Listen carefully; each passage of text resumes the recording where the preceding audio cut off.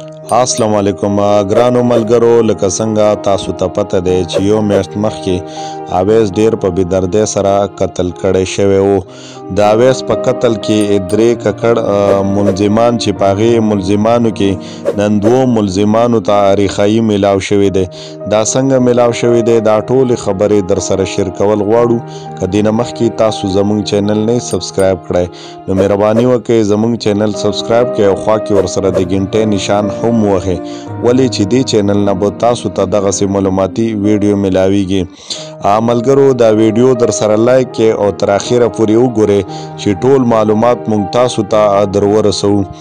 ګرانو ملګرو، لکه څنګه تاسو ته پته دی چې یو میاشت مخکې اویس ډیر په بې دردۍ سره شهید کړی شوی و چې په هغې کې بیا د خیبر پښتونخوا پولیس 3 ملزمان گرفتار کړي وو چې په هغې کې یو د اویس اوښی هم شامل و.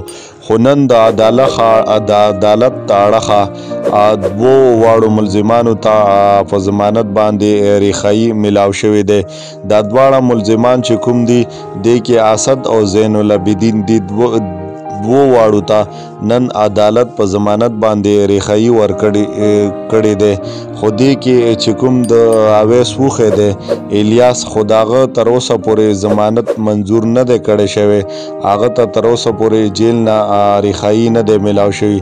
دې 2 واړو ته نن د بود په ورځ د ازاد او د زین العابدین ته نن د عدالت اړخه ریښایي میلاو شوی دی. ملګرو دا تر نن ورځې نوی خبر، د نورو ویډیو پورې په لویه لاس وارو. د خپل ځان او د خپلو بچو ډیر خیال ساتئ. د الله په امان.